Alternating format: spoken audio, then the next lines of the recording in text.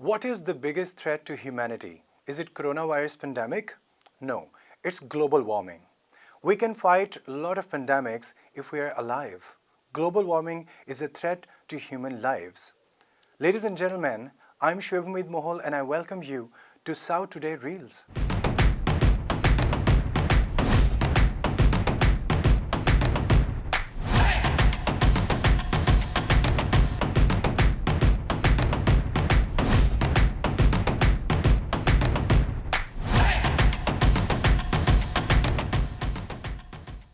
Global warming है क्या? हम सब लोगों ने क्लाइमेट चेंज और ग्लोबल वार्मिंग के बारे में बहुत दफ़ा बहुत सारी बातें सुनी हुई हैं. हम न्यूज़ में भी सुनते हैं, हम टॉक शोज़ में भी सुनते हैं, मूवीज़ में भी, ड्रामास में भी. लेकिन क्या हमने कभी इस चीज़ को सीरियस लिया? दिस इज़ द टाइम कि हम इस चीज़ को सीरियस लेना शुरू कर दें, क्योंकि according to BBC 2021 was the hottest year in modern history. हम मॉडर्न हिस्ट्री का वर्ड क्यों यूज़ कर रहे हैं? क्योंकि एक इंटरेस्टिंग बात यह है कि हमारी जो ज़मीन है, जो ग्लोब है हमारा, वो शुरू में एक आग का गोला था, बहुत ज़्यादा गर्म था. उसके बाद ये कूल डाउन हुआ और फिर with the passage of time जब इसके ऊपर लाइफ आई या फिर एनिमल्स और ह्यूमन बींग्स आए, तो with the passage of time ये दोबारा से वार्म होने लग गया. लेकिन लास्ट जो सेंचुरी है, लास्ट जो 100 ईयर्स हैं, उसके अंदर सबसे ज़्यादा जो अर्थ है या जो ग्लोब है हमारा, वो बहुत ज़्यादा वार्म हुआ. उसकी रीज़न क्या थी? हम सब लोगों के सामने है इंडस्ट्रियलाइजेशन. इंडस्ट्रियलाइजेशन में क्या हुआ कि इंसान ने बहुत ज़्यादा तरक्की कर ली और हमने फैक्ट्रीज़ लगा ली, हमने चीज़ों को मैन्युफैक्चर करना शुरू कर दिया, इंजन्स बन गए, ट्रांसपोर्टेशन आसान हो गई और इंसान ने अपनी आसाइश के लिए बहुत सारी चीज़ें मैन्युफैक्चर भी करना शुरू कर दी, बनाना भी शुरू कर दी. लेकिन अपनी इस आसाइश के साथ हम ये चीज़ भूल गए कि ये जो चीज़ें जिस तरीके से हम बना रहे हैं उसका एक बाय प्रोडक्ट है, और वो बाय प्रोडक्ट क्या है? Global warming. दुनिया गर्म हो रही है. दुनिया गर्म होती कैसे है? हम जब कोई चीज़ मैन्युफैक्चर करते हैं या जब हमारी कोई हम ट्रांसपोर्टेशन के जो मीन्स यूज़ करते हैं, चाहे वो हवाई जहाज़ हो, चाहे वो हमारी कार्स हो, चाहे वो हमारी बाइक हो, चाहे वो कोई फैक्ट्री हो, मैन्युफैक्चरिंग प्लांट हो, या फिर हमने किसी बिल्डिंग को हीट या कूल करना हो, तो उसमें क्या इस्तेमाल होता है? प्रॉब्लम वहीं से शुरू होता है. उसमें इस्तेमाल होती हैं हमारी नेचुरल गैसेस और ऑयल. अब नेचुरल गैसेस और ऑयल को जब हम जलाते हैं या जब हम उसको यूज़ करते हैं ईंधन के तौर पे, तो उसका एक बाय प्रोडक्ट आता है जिसको कार्बन कहते हैं. हम सब आशना है कार्बन से, लेकिन carbon is a very dangerous green house gas. Green house gases क्या होती हैं? वेल, ग्रीन हाउस इफेक्ट जो है, ये वर्ड इतना ही ख़तरनाक होना चाहिए हमारे ग्लोब के लिए जितना कि कैंसर एक इंसान के लिए होता है. क्योंकि जिस तरीके से कैंसर स्लोली एंड ग्रेजुअली इंसान को खा जाता है, इसी तरीके से ग्रीन हाउस इफेक्ट हमारे ग्लोब को ख़त्म करता जा रहा है. And there will be a time, अगर हम अपनी ये प्रैक्टिसेस इसी तरीके से जारी रखें, तो there will be a time कि ये जो दुनिया है ये आग का गोला बन सकती है. उससे पहले we need to take action, but we need to take action today. Problem ये है कि ग्लोबल वार्मिंग की या क्लाइमेट चेंज की जब भी बात होती है तो हम इसको समझते हैं कि ये फ्यूचर का प्रॉब्लम है, फ्यूचर जनरेशन्स का प्रॉब्लम है, या फिर पोलर बेयर्स ख़तरे में हैं, उनकी जान ख़तरे में है, अंटार्कटिक या फिर ग्लेशियर्स पिघल रहे हैं. हमें कभी भी ये नहीं लगता कि ग्लोबल वार्मिंग आज का मसला है और ये मेरे लिए प्रॉब्लम है. लेकिन इफ़ वी लुक क्लोजली, तो अकॉर्डिंग टू BBC, जो previous year 2021 it was the hottest year in modern history.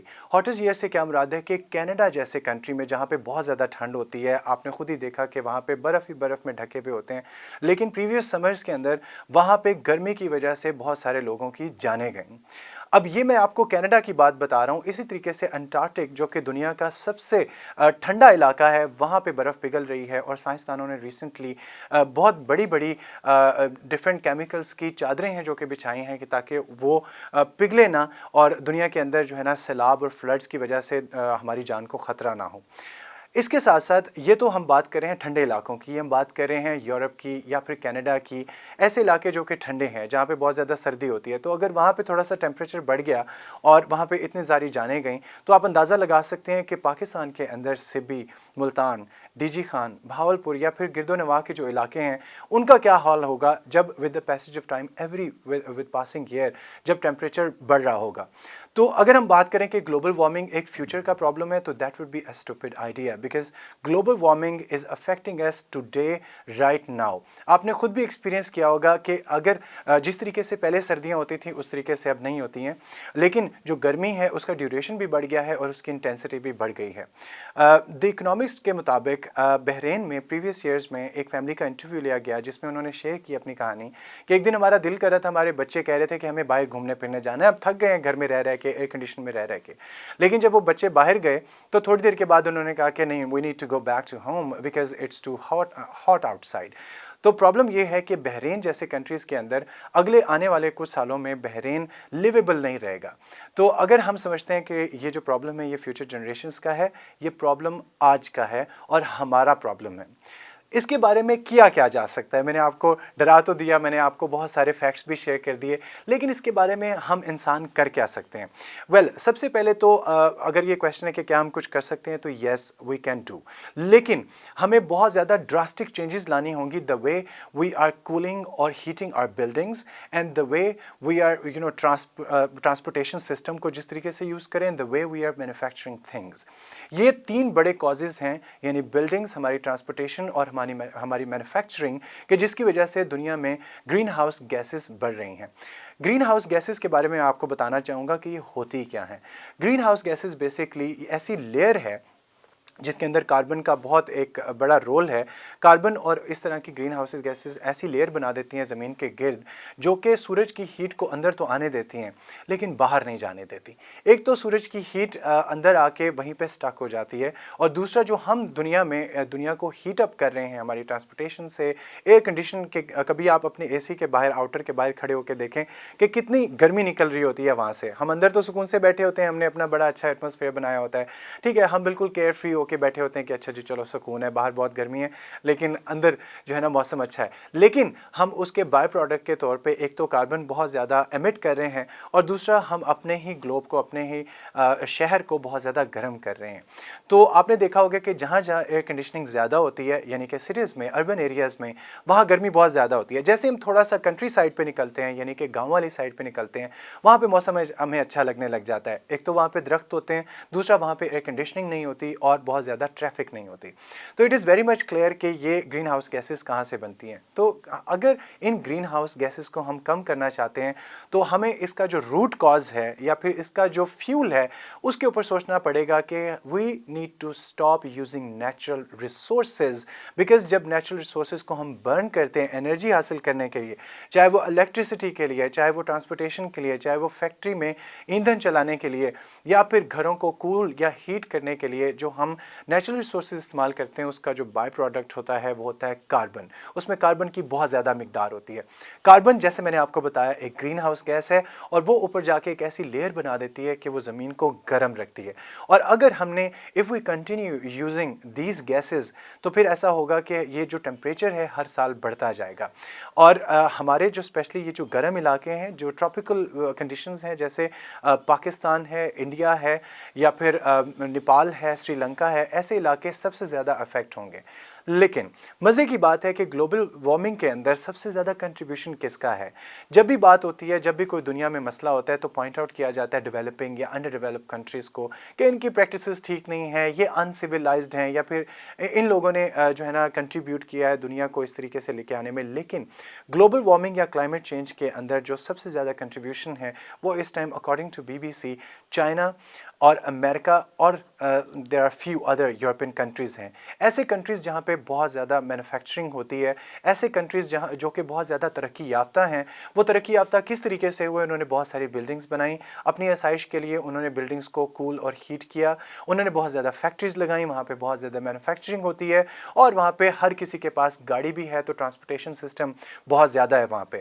تو ان تینوں وجوہات کے بنا پہ وہاں پہ یہ سب سے زیادہ کنٹریبیوٹرز ہیں گلوبل وارمنگ کے.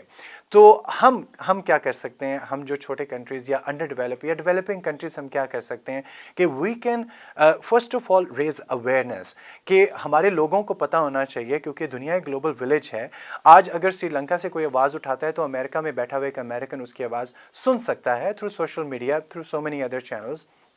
تو ہمیں سب سے پہلے اویئرنیس کریٹ کرنی ہے اور اس کے بعد we need to raise our voice.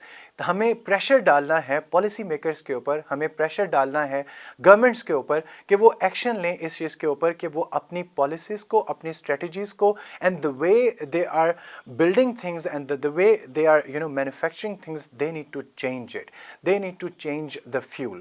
تو اگر ہم یوز نہیں کر رہے یہ فیول, تو ہم کیا فیول یوز کر سکتے ہیں؟ There are so many renewable energies جس کے اوپر کام ہو رہا ہے لیبز میں, لیکن مسئلہ یہ ہے کہ وی آر ٹو لیٹ, ہم آلریڈی بہت زیادہ لیٹ ہو گئے ہیں.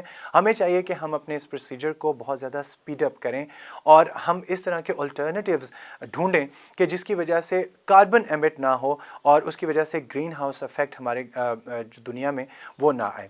میں آپ لوگوں کو بتاتا چلوں کہ اگر ہم سارے لوگ اس پوری دنیا کے اندر جو کنٹریز ہیں وہ یونائٹ ہو کے, جو کہ انہوں نے کوشش کی 196 کنٹریز نے پیرس ایگریمنٹ کے اوپر سائن کیا کہ ہم نے مڈ سینچری تک یہ گول اچیو کرنا ہے کہ ہم نے دنیا کے ٹیمپریچر کو 2 ڈگری سیلسیس کم لے کے آنا ہے, اور وہ کس طریقے سے لے کے آنا ہے اس کے لیے بہت سارا کام بھی ہو رہا ہے, ریسرچ بھی ہو رہی ہے.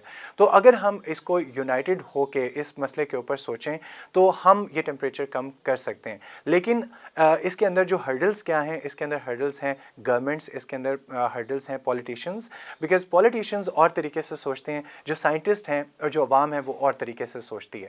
تو پولیٹیشین اس طریقے سے سوچتا ہے کہ اگر میں نے اچانک سے اپنا جو کنزپشن ہے نیچرل ریسورسز کی وہ ختم کر دی, تو جن کنٹریز کے پاس نیچرل ریسورسز ہیں وہ کہیں گے کہ ہم کمائیں گے کہاں سے, ہمارا آئل کس طریقے سے بکے گا, یا ہمارے یہ جو نیچرل گیس ہے یہ کس طریقے سے بکے گی. اور جو دوسرے کنٹریز ہیں وہ کہیں گے کہ ہماری جو پروڈکشن ہے وہ بہت زیادہ کم ہو جائے گی, تو ہم کس طریقے سے ایک دوسرے سے جو مقابلے بازی میں لگے ہوئے ہیں, ہم یہ جو ڈفرینٹ کنٹریز ہیں ہم سپر پاور کس طریقے سے بنیں گے. دس از دا ریزن کہ یہ اتنا بڑا سیکریفائس کر رہے ہیں دنیا کو, کنٹینیوسلی دنیا جو وارم ہو رہی ہے اس کے بارے میں نہیں سوچ رہے ہیں, just because of their personal benefits, اپنے کنٹری کے بینیفٹ کے لیے they are not even thinking about it. لیکن if we all get united so we can do it. For that purpose the first thing that we can do is we can raise awareness. اور ہمارا یہ آج کا جو episode ہے اس کا purpose awareness create کرنا تھا, اور اس کا پرپز آپ لوگوں کو یہ بتانا تھا کہ یہ چھوٹا موٹا مسئلہ نہیں ہے. اگر ہم بات کریں کرونا وائرس پینڈیمک کی تو بہت خطرناک تھا, بہت سارے لوگوں کی جانیں گئیں وچ از ویری سیڈ.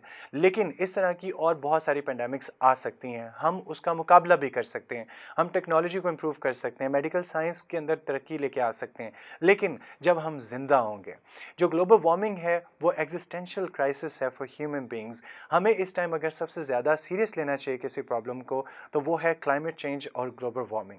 اسی میسج کے ساتھ میں آپ لوگوں سے اجازت چاہوں گا. نیکسٹ ایپیسوڈ تک کے لیے اللہ حافظ.